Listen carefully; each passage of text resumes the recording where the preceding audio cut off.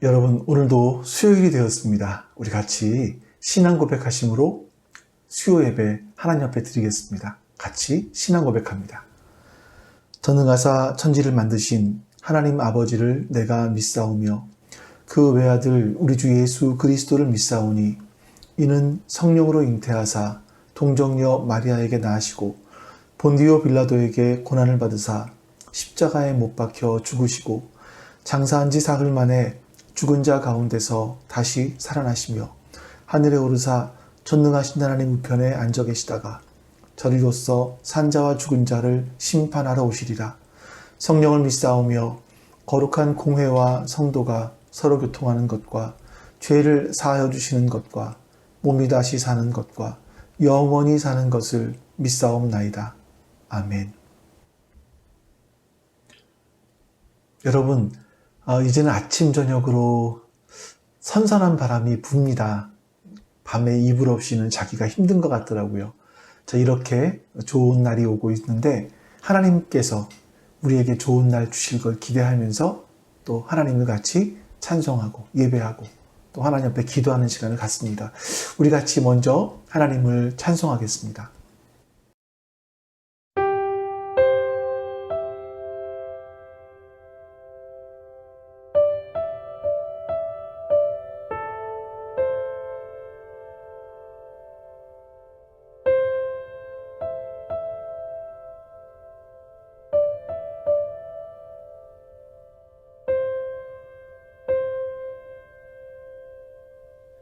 날이 저물어 갈 때 빈들에서 걸을 때 그때가 하나님의 때 내 힘으로 안 될 때 빈손으로 걸을 때 내가 고백해 여호와 이래 날이 저물어 갈 때 빈들에서 걸을 때 그때가 하나님의 때 내 힘으로 안 될 때 빈손으로 걸을 때 내가 고백해 여호와 이래 주가 일하시네 주가 일하시네 주께 아끼지 않는 자에게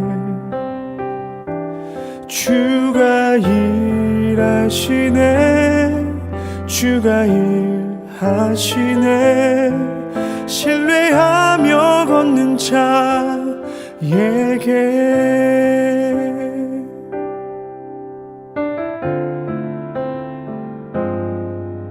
우리 모인 이곳에 주님 함께 계시네 누리네 아버지 은혜 적은 떡과 물고기 내 모든 걸 드릴 때 모두 고백해 여호와 이래 주가 일하시네 주가 일하시네 주께 아끼지 않는 자에게 주가 일하시네 주가 일하시네 신뢰하며 걷는 자에게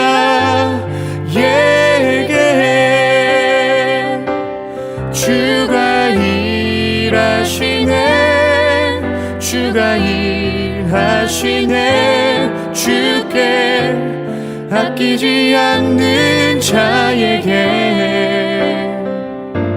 주가 일하시네 주가 일하시네 신뢰하며 걷는 자에게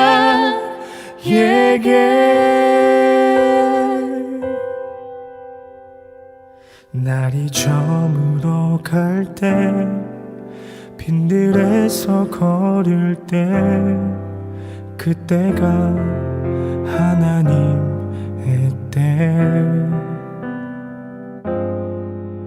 내 힘으로 안 될 때 빈손으로 걸을 때 내가 고백해 여호와 이래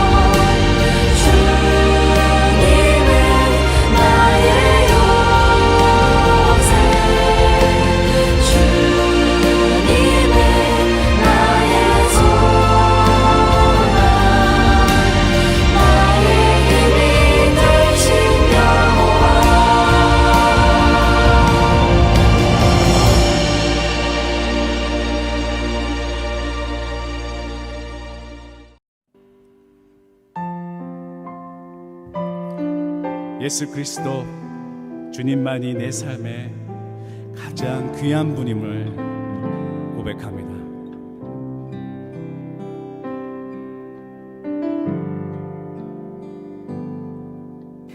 내 안에 가장 귀한 것 예수를 알미라.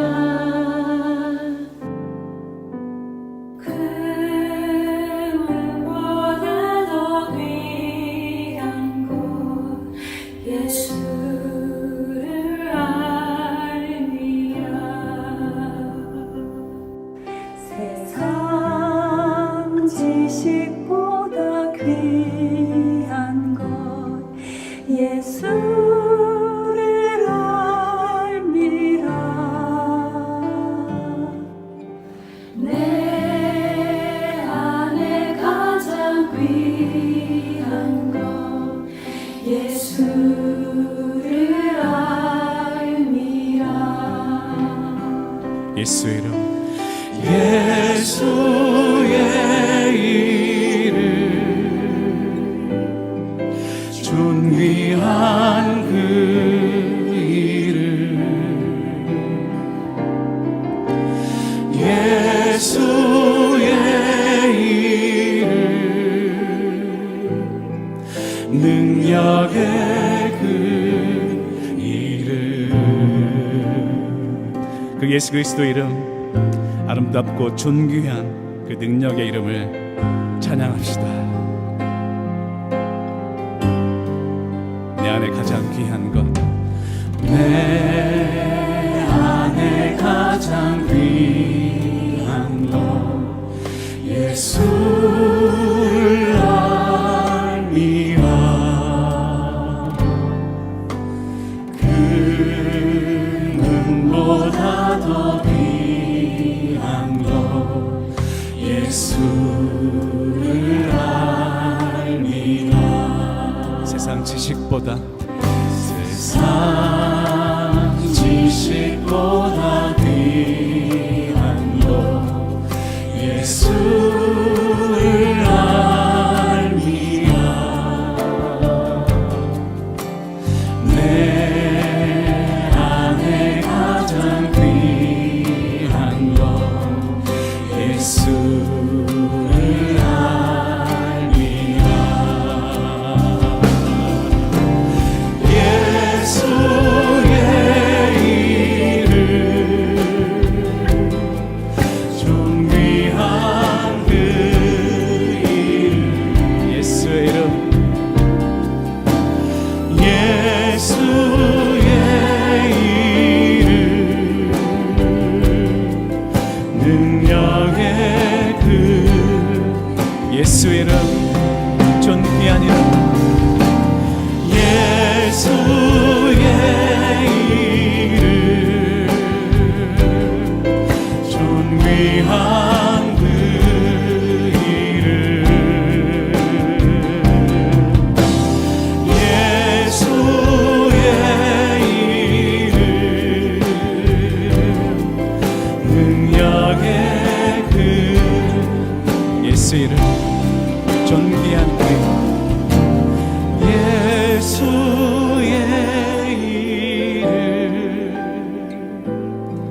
존귀한 그 이름, 예수의 이름, 능력의 그 이름.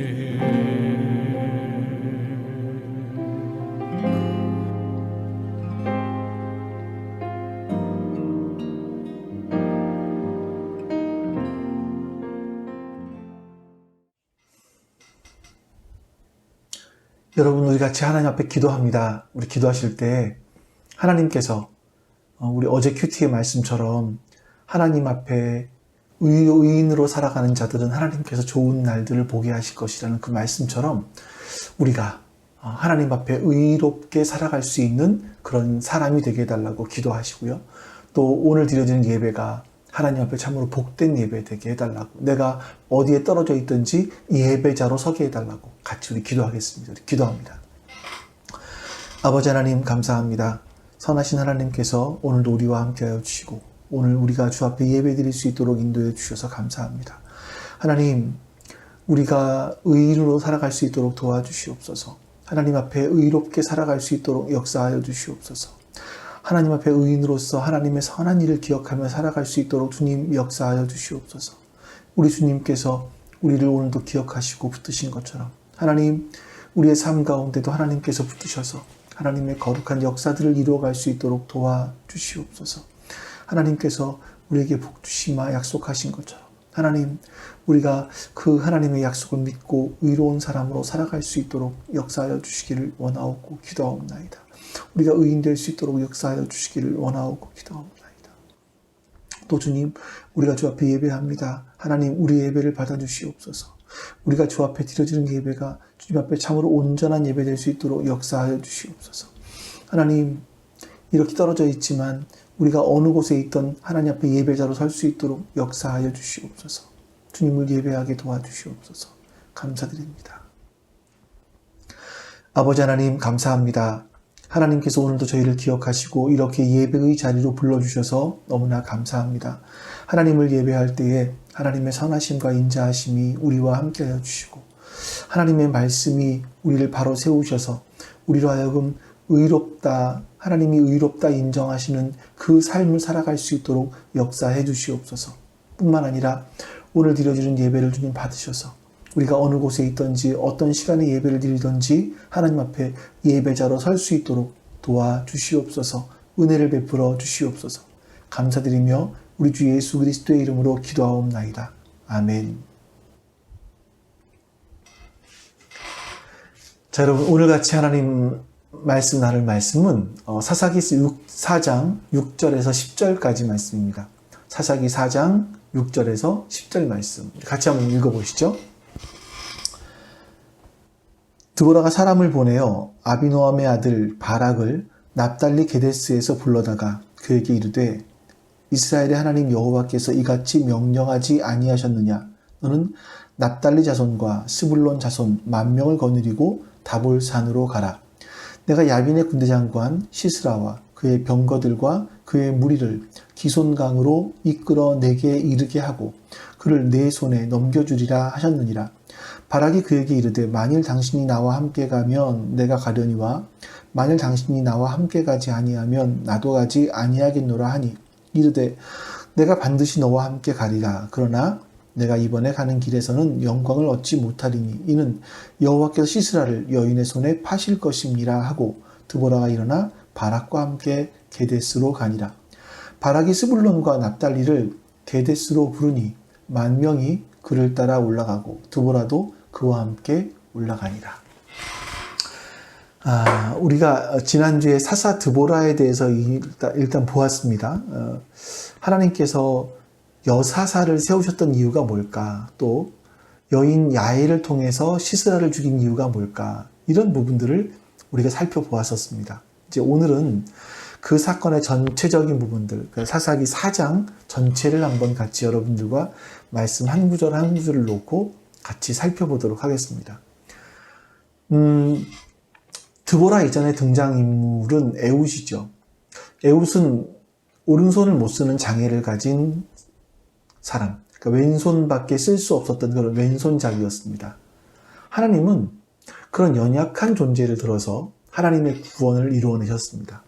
그 다음에 삼갈, 한 절밖에 나오지 않았던 삼갈 역시 정통 이스라엘이 아니었기 때문에 사사가 될 수 있는 자격이 없는 사람이었음에도 하나님은 그를 들어서 이스라엘을 구원하십니다. 드보라 역시 마찬가지죠. 그는 여선지자였고 사사였지만 그 당시에 여자는요, 인구 통계에도 들지 않았던 그런 사람이었는데 하나님은 그런 사람을 사사가 될 자격이 없는 사람을 들어서 하나님의 구원을 이루어 가셨습니다. 이들 전체가 보여주는 것이 뭐냐면 하나님을 절대 의존하지 않으면 안 되는 존재들이었다는 거죠. 하나님은요, 하나님을 의지하는 그런 사람들을 통해서 일하십니다. 자, 오늘 이제 본문으로 들어가서 1절 말씀, 오늘은 전반적인 걸 다 보는데요. 1절 말씀을 보겠습니다. 에훗이 죽으니 이스라엘 자손이 또 여호와의 목전에 악을 행하매. 여기서 보면 이제 에훗과 삼갈이 어떤 같은 시대에 있었던 선지자가 아니었었을까 싶고요. 여기서 보시면 에훗이 죽으니 이스라엘이 또 사사기를 보면 이 또라는 단어가 계속 반복되어 나옵니다. 학자들은 이 사사기의 역사를 보면서 이 역사를 순환론적 역사관이다라고 한다고 말씀드렸죠. 이스라엘이 좀 평안할 것 같으면 또 하나님께 범죄합니다. 그럼 하나님께서 또 이방 민족을 들어서 그들을 치십니다. 그럼 이방인들에게 또 수십 년간 압제를 당하고요. 그럼 그들은 또 하나님께 살려달라고 부르짖죠. 그럼 하나님이 또 다시 다양한 방법을 통해서 그들을 구원해 내십니다. 이런 패턴이 이스라엘에 계속 반복되어지는 거예요.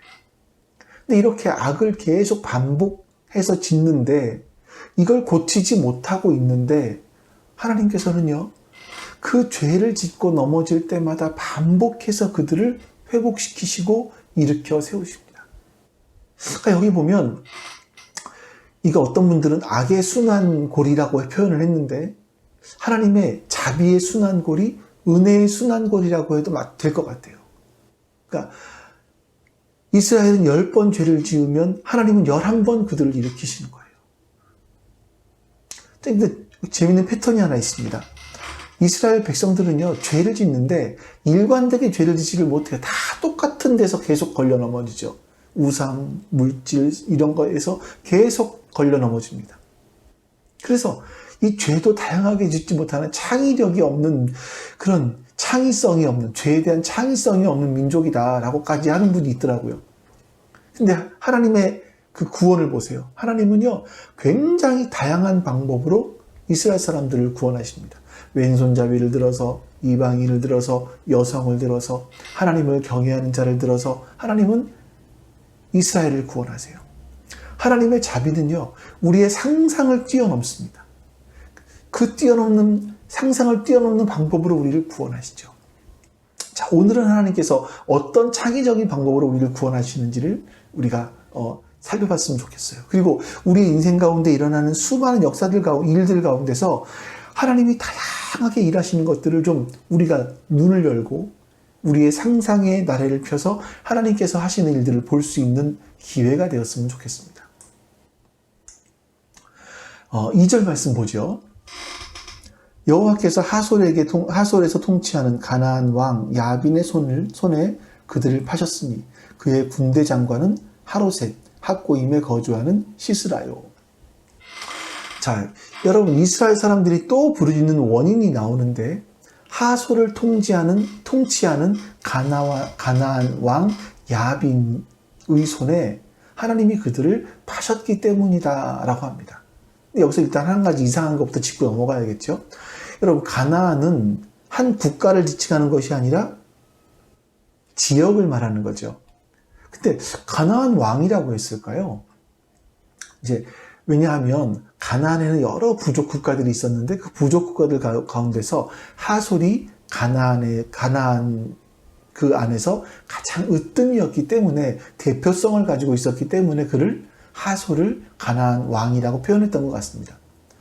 여기 지도를 하나 볼까요? 하솔이라는 지역은 여러분이 보시는 저 상단 쪽에 있습니다. 그러니까 갈릴리 바다 위쪽에 있는 나라입니다. 당시는 철기 문화가 흔하지 않았던 때였었는데 이들은 철병거를 가지고 있었고요. 이스라엘은 돌도끼를 들고 또 좀 잘하는 사람들, 좀 대장 같은 사람들은 그 청동검을 들고 잘 휘어지는 청동검을 들고 싸우는데 하솔은 탱크 같은 철병거가 900대나 있었다고 말합니다. 이건 여러분 어마어마한 겁니다. 그 당시에 이집트의 철병거가 가장 많았던 때가 언제였냐면 얼마였냐면 약 1200대 정도가 있었을 것이다라고 문헌에 나옵니다. 그러니까 이집트, 그 당시 가장 강대국이었던 이집트에 1200대밖에 없었는데 이 하솔에 900대가 있었다? 대단한 거죠. 가나안 전체를 커버하고도 남을 정도로 강력한 국방력을 가지고 있었던 겁니다. 그래서 가나안 전체를 통틀어서 으뜸이라는 의미에서 가나안 왕 이렇게 표기를 한 겁니다. 참 여기서 우리가 좀 생각해 봐야 될 부분이 있어요. 여호수아 11장에 보시면 하나님께서 여호수아를 통해서 이제 땅을 점령해 가시지 않습니까? 근데 이때 하솔 지역도 점령을 합니다. 우리 한번 여호수아 11장 13절 말씀 보겠습니다. 여호수아 11장 13절. 여호수아가 하솔만 불살랐고 산 위에 세운 성읍들은 이스라엘이 불사르지 아니하였으며. 여기서 보니까 하나님께서 말씀하신 대로 하솔은 점령을 했어요. 근데 산 위에 세운 성읍들, 그러니까 작은 거겠죠. 작아서. 그들은 이스라엘이 점령하지 않았다라고 말합니다. 여러분, 성경을 보면 계속해서 나오는 사건들이 그거예요. 하나님은 우리가 뿌린 대로 갚아주십니다. 우리가 대수롭지 않고 별것 아닌 것처럼 생각해서 남겨놓았던 그것들, 그 죄들, 그것들이 오랜 시간이 지나서 우리의 옆구리를 찌르는 가시로 자라나게 된다 이거예요. 우리 인생도 마찬가지 아니겠습니까? 아니 뭐 이 정도는 별거 아니야 이렇게 생각했던 것들, 그것이 병이 되었던 어떤 문제가 되었던 이런 것들이 대수롭지 않겠지 하고 생각했던 것들이 수십 년이 지나서 우리 발목을 잡고 우리의 인생을 옥죄어오는 것들을 우리가 많이 볼 수 있습니다. 다시 한번 우리 지도를 보죠. 자, 대표적인 예로 우리 이스라엘 사람들이 점령을 하다가 남겨두었던 곳이 있죠. 가사, 가드, 아스돗 세 지역입니다.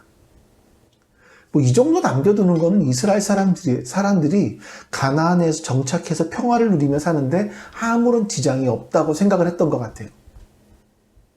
자, 그런데 그렇게 불순종해서 남겨두었던 지중해 해변가의 작은 부족 가사, 가드, 아스돗이 이스라엘을 계속 괴롭히는 블레셋으로 자라납니다.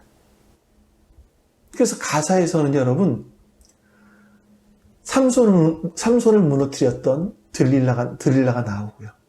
가드에서는 골리앗이 나와서 이스라엘을 괴롭히고요. 아스돗에서는 여러분 기억하십니까?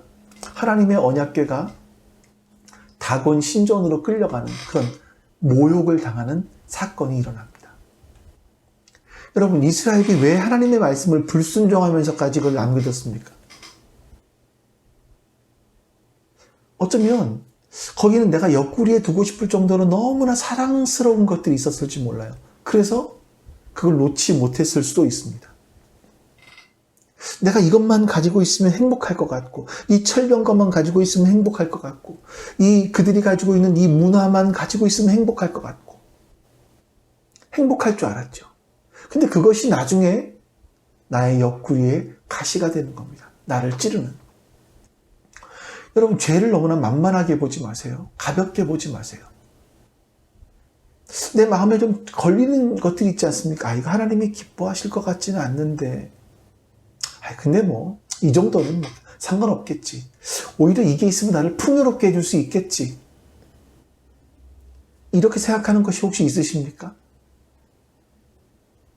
그것이 얼마 지나지 않아 나의 옆구리를 찌르는 가시가 될 수 있다는 겁니다. 하솔도 마찬가지입니다. 다 점령했어요. 하솔을 점령했어요. 근데 산 위에 성읍 몇 개가 있었습니다. 이건 아마 제가 보기에는 대수롭지 않아서 그런 것 같아요. 너무나 가볍게 본 거죠. 남겨뒀습니다. 저 정도쯤이야. 언제든지 손가락 하나로 끝낼 수 있어. 근데 거기서 이스라엘 자손을 괴롭히는 철병거 900대를 보유한 강력한 국가가 일어나게 되는 겁니다. 3절 보죠. 야빈 왕은 철병거 900대가 있어 20년 동안 이스라엘 자손을 심히 학대했으므로 이스라엘 자손이 여호와께 부르짖었다. 철병거 900대는 어마어마한 규모입니다. 당시 그 지역에서 힘의 논리로 보면 이 하솔 지역을 당해낼 나라가 없는 겁니다. 그래서 그들은 이스라엘을 점령했고 20년 동안 그들을 학대했습니다. 그러자 이스라엘은 또 하나님께 살려달라고 부르짖죠. 하나님은 그래서 이번에는 여사사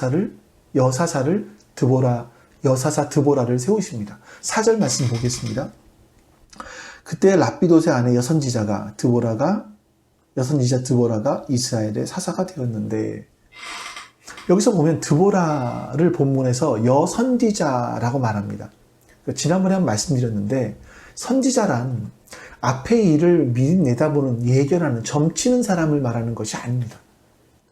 선지자는 하나님의 말씀을 전하는 사람이죠.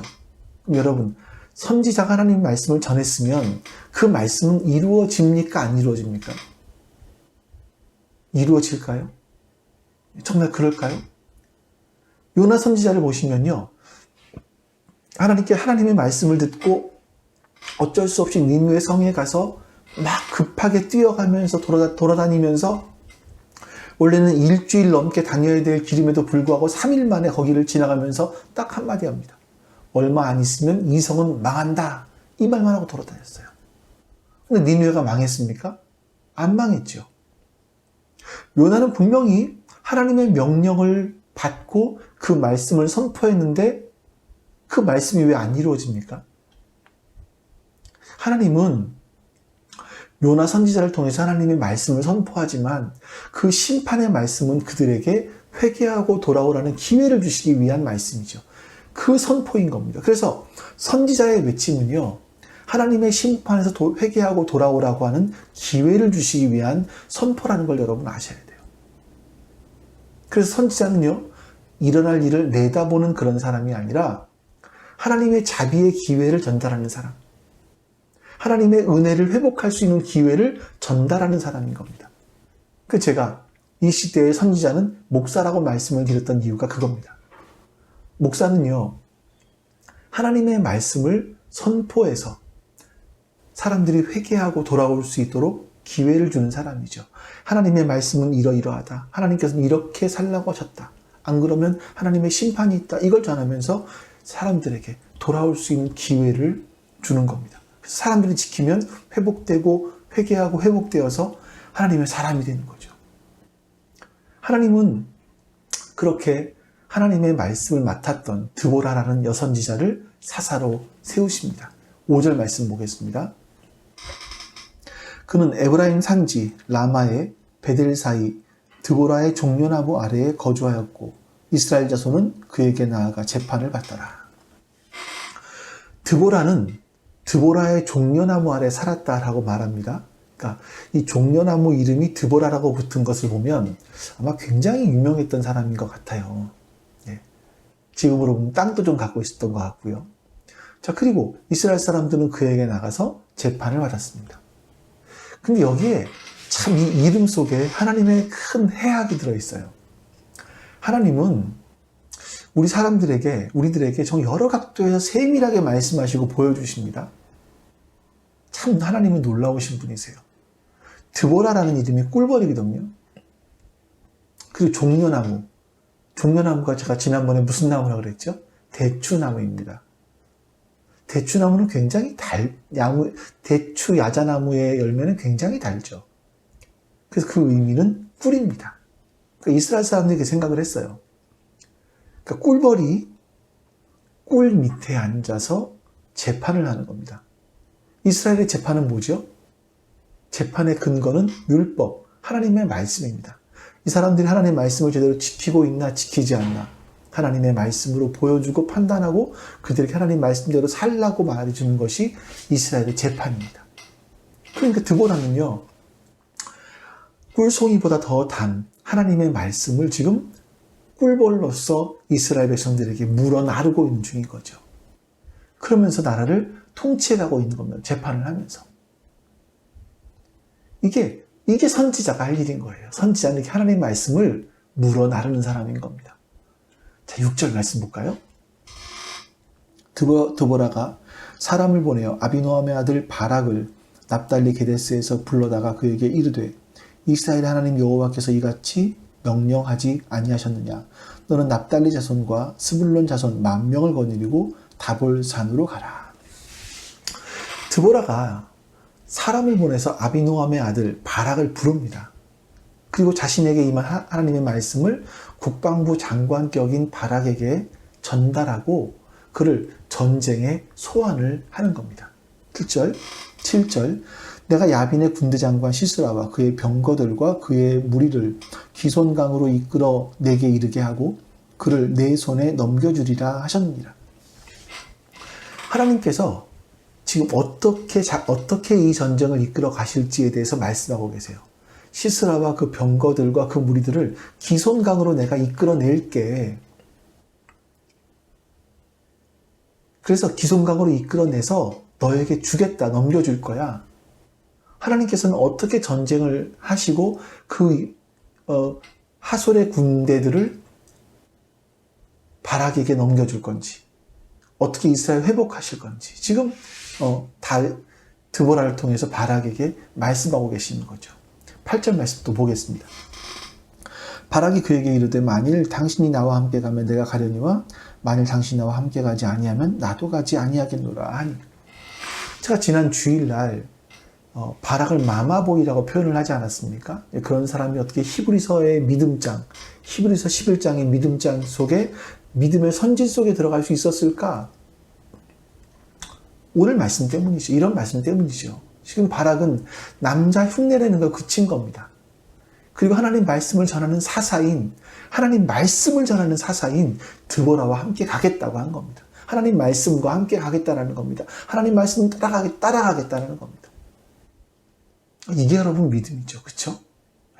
9절 이르되 내가 반드시 너와 함께 가리라. 그러나 내가 이번에 가는 길에서는 영광을 얻지 못하리니 이는 여호와께서 시스라를 여인의 손에 파실 것임이라 하고 드보라가 일어나 바락과 함께 게데스로 가니라. 드보라는 그냥 너 혼자 가. 전쟁에 왜 여자인 나를 데리고 가. 라고 이렇게 말하지 않고 1초의 망설임도 없이 그냥 반드시 내가 너와 함께 갈 거야 라고 합니다. 하지만 너는 이번에 이 전쟁에서 영광을 얻지 못할 거야 라고 합니다. 이 말씀을 저는 전에 바락이 이 말씀에 순종하지 않았기 때문에 어떤 벌처럼 내려지는 것이다 라고 생각했는데 이번에 말씀들을 준비하면서 보니까 그런 것은 아닌 것 같아요. 이 전쟁에서 승리할 건데 그 승리의 원인은 너에게 있지 않다라는 것을 하나님은 말씀하고 계시는 거죠.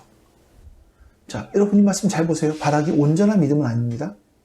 근데 믿음이 있었어요. 이 전쟁이 여러분 왜 안 유력했습니까? 적은 아주 막강한 900대의 철병거를 가지고 있었고요. 20년간 이스라엘을 지배하고 있었습니다. 그러니까 하솔 왕 야빈이 이스라엘을 지배하고 있다는 건 뭐냐면 이스라엘 사람들로 하여금 군대를 갖지 못하게 하는 거예요. 남자들은 노예로 잡아갔고요. 세력을 키울 만한 일들을 주지 않았습니다. 근데 여러분 이런 백성들을 데리고 20년 동안 이렇게 군인들이 하나도 제대로 없는 그런 백성들을 데리고 어떻게 전쟁을 합니까? 거기다가 철병거를 가지고 있는데 우리는 짱돌 들고 어떻게 싸우느냐라는 겁니다. 이런 생각이 드는 건 당연하죠. 근데 바락은요. 하나님의 말씀이 함께 가면 나도 가겠다라고 말하는 거예요. 우리 10절에서 12절까지 보겠습니다. 바락이 스불론과 납달리를 게데스로 부르니 10,000명이 그를 따라 올라가고 드보라도 그와 함께 올라가니라.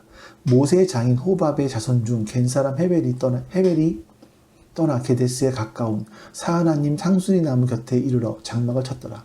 아비노함의 아들 바락이 다볼산에 오른 것을 사람들이 시스라에게 알림해. 사진을 하나 보시죠. 사진 좀 이따 보고요. 지금 바락이 이스라엘 사람 10,000명을 모아서 철병거를 보유한 가나안 땅의 최고의 국가 하솔의 군대 장관 시스라에게 덤벼들기 위해서 지금 다볼산에 몰려들었다라고 사람들이 시스라에게 이야기해 줬습니다. 근데 시스라가 이거 봐라 겁도 없이 하면서 군인들을 모으고 기손강으로 갑니다. 기손강에 집결하는 거죠. 13절 시스라가 모든 병거 곧 철병거 900대와 자기와 함께 있는 모든 백성을 하루셋 학고임에서부터 기손강으로 모은지라. 하나님께서 아까 뭐라고 하셨습니까? 넌 전쟁에 가기만 해. 내가 시스라의 군대들 철병거들을 기손강에 모을게 라고 하셨죠. 근데 이 시스라가 하나님의 명령을 들은 것도 아닌데 기손강으로 다 모읍니다. 사진 하나 볼까요? 그러니까 이스라엘에 대해서 우리가 오해하는 게 하나 있어요. 갈릴리 바다가 아니라 호수죠. 요단 강이라기보다는 어쨌든 뭐 작은 곳은 우리나라 겨울밖에 안 되는데 기손강도 마찬가지입니다. 뭐 강이라 그러니까 우리가 한강 정도는 안 돼도 아주 큰 뭐 강인가 보다 생각을 하겠지만 기손강은요, 비가 오지 않을 때는 우리나라로 보면 개울보다 작습니다. 이제 이런 다음 사진에 보면 좀 평평한 이런 곳도 있어요. 아마 이런 곳에 시스라가 군대를 모으지 않았을까 하는 생각이 드는데, 시스라는 하나님께서 말씀하신 것처럼 기손강에 사람들을 모았습니다. 근데 이제 이게 5장에 가보면 하나님께서 어떻게 그들을 물리치시는지가 나오는데, 이게 바락이 싸워서 하는 게 아니에요. 하나님께서 엄청난 비를 내리십니다. 그래서 그 강이 범람을 했고요. 시스라가 가지고 온 철병거는 물에 떠내려가거나 진흙탕에 빠져서 쓸 수가 없게 되었습니다. 시스라는 걸어서 도망을 갔다라고 계속 성경에 나오고 있는 거예요. 여러분, 이 전쟁은요, 바락이 하고 있는 겁니까? 드보라가 하고 있는 겁니까? 아니죠. 이 전쟁은 하나님께서 하고 계신 겁니다. 이 전쟁은 하나님께서 의도하시고 하나님께서 이끌고 가시는 전쟁인 거예요. 우리 14, 15절 말씀 좀 보겠습니다. 드보라가 바락에게 이르되 일어나라. 이는 여호와께서 시스라를 내 손에 넘겨주신 날이라. 여호와께서 너의 앞서 나가지 아니하시느냐 하는지라. 이에 바락이 10,000명을 거느리고 다볼산에서 내려가니 여호와께서 바락 앞에서 시스라와 그의 모든 병거와 그의 온 군대를 칼날로 혼란에 빠지게 하시매 시스라가 병거에서 내려 걸어서 도망한지라.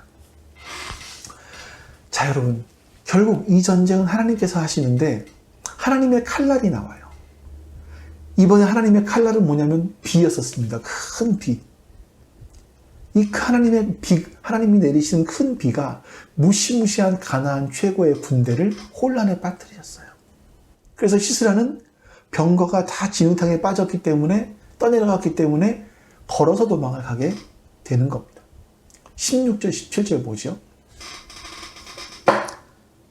바락이 그의 병거들과 군대를 추격하여 하루셋 학고임에 이르니 시스라의 온 군대가 다 칼에 엎드러졌고 한 사람도 남은 자가 없었더라.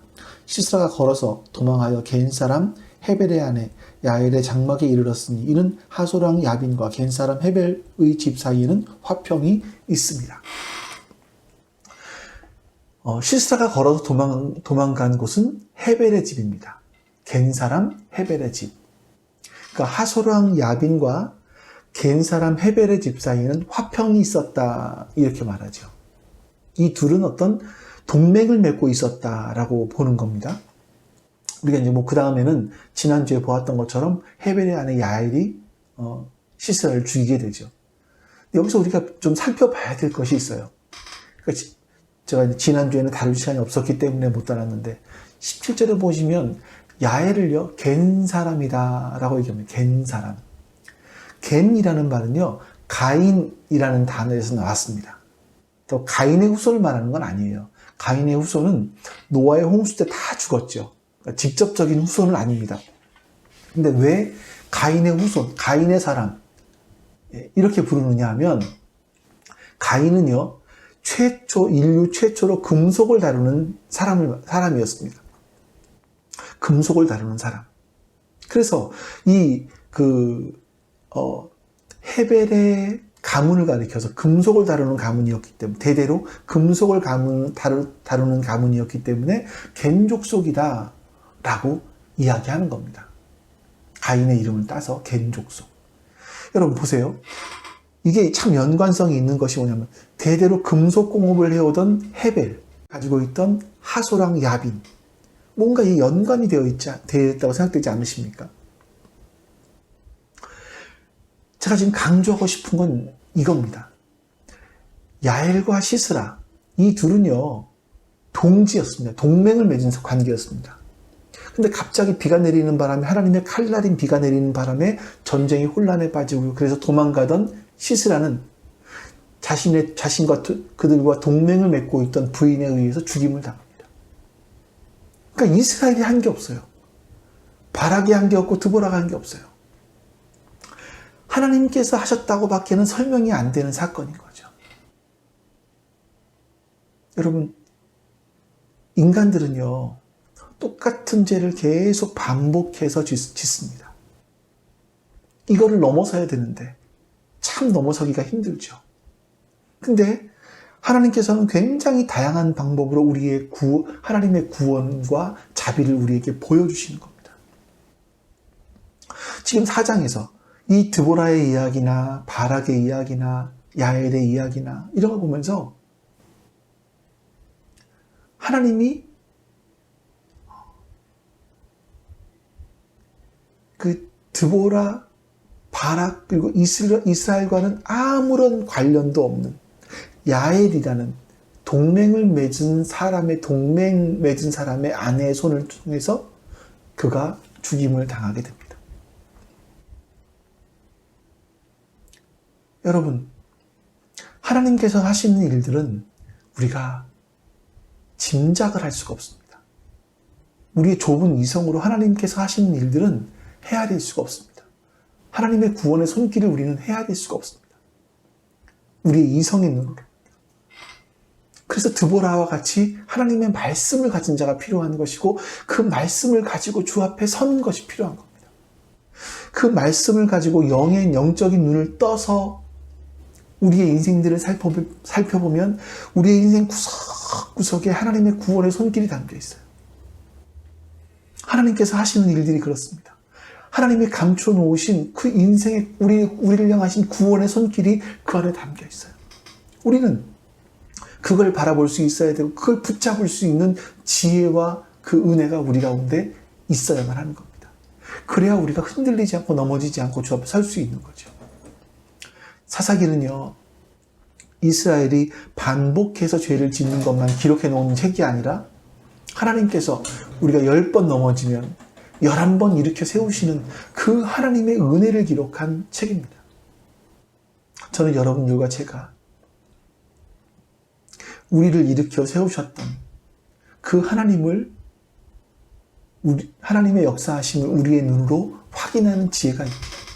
그래서 우리가 이스라엘처럼 다시 넘어가는, 반복돼서 넘어가는 그 순환론적 역사를 깨트려 버릴 수 있는 그런 여러분과 제가 될 수 있기를 주님의 이름으로 축원합니다. 우리 같이 한번 오늘 말씀, 하나님께서 우리에게 주신 말씀을 기억하면서 하나님 앞에 기도하겠습니다. 기도합니다. 아버지 하나님, 감사합니다. 하나님의 선하심과 인자하심이 오늘 우리 가운데 함께 하시사 우리로 하여금 하나님의 선한 역사를 이루어갈 수 있도록 도와주시옵소서. 하나님, 우리가 하나님의 뜻이 무엇인지, 하나님의 선하심과 인자하심이 무엇인지를 알지 못합니다. 하나님, 그래서 우리가 계속해서 죄를 반복해서 짓고 있는 우리 인간의 모습들을, 아니 나의 모습을 봅니다. 같은 데서 걸려 넘어지고 또 걸려 넘어지고 또 걸려 넘어지는 우리의 모습들을 봅니다. 하나님, 우리를 불쌍히 여겨 주시옵소서. 하나님, 우리를 불쌍히 여겨 주시옵소서. 하나님, 우리가 이런 순환론적 역사관을 끊어버릴 수 있는 결단을 할 수 있도록 주님 우리에게 은혜를 베풀어 주시옵소서. 하나님, 끊어버릴 수 있는 은혜를 우리 가운데 허락하여 주시옵소서. 그래서 우리가 그 순환론적 역사를 끊어버리고, 하나님 죄의 고리를 끊어버리고 하나님의 역사하심 아래로 들어갈 수 있도록 주님 은혜를 베풀어 주시옵소서. 우리가 하나님께로 조금 더 가까이 나아갈 수 있도록, 하나님의 은혜를 조금 더 바라볼 수 있도록, 그 은혜의 손길에 조금 더 가까이 나아갈 수 있도록 주님 우리를 붙들어 주시옵소서. 하나님 도와주시옵소서. 주님 도와주시고 함께하여 주시옵소서. 그렇게 하나님 선한 뜻이 우리 가운데 이루어지기 바랍니다. 그렇게 하나님의 선하신 역사가 우리 가운데 이루어지기 바랍니다. 주님, 우리를 붙들어 주시옵소서. 우리와 함께하여 주시고 우리에게 주의 은혜를 베풀어 주시옵소서. 하나님의 거룩하시고 온전하신 뜻을 허락하여 주시옵소서. 하나님, 그래서 우리가 주의 말씀을 기억하며 주의 은혜를 기억하며 설 수 있도록 도와주시기를 원하고 기도합니다. 아버지 하나님 도와주시옵소서. 아버지 하나님 도와주시고 함께하여 주시옵소서. 하나님의 거룩한 뜻을 주님 이루어 주시옵소서. 이루어 주시옵소서. 주님 이루어 주시옵소서. 하나님 도와주시옵소서. 우리 계속해서 기도하실 때 이번에는 우리 교회를 위해서 또 우리 부설 카페 마음을 위해서 같이 기도하겠습니다. 아버지 하나님, 하나님의 선한 뜻이 어디 있는지 우리가 알아갈 수 있도록 은혜 허락하여 주시기 바랍니다. 하나님의 선하신 계획이 어디 있는지 우리가 알아갈 수 있도록 도와주시기 바랍니다. 그렇게 하나님 주님을 바라볼 수 있도록 도와주시고 주의 은혜를 바라볼 수 있도록 역사하여 주시옵소서. 하나님의 도우시는 손길이 우리 가운데 함께하고 계시면 우리가 우리의 눈을 뜨고 바라볼 수 있도록 하나님 도와주시옵소서. 하나님께서 은혜를 주셔서 하나님의 거룩하신 뜻이 이루어질 수 있도록 주님 도와주시기를 원하고 기도합니다. 하나님의 거룩하신 역사가 이루어질 수 있도록 도와주시기를 주님 원하고 기도합니다.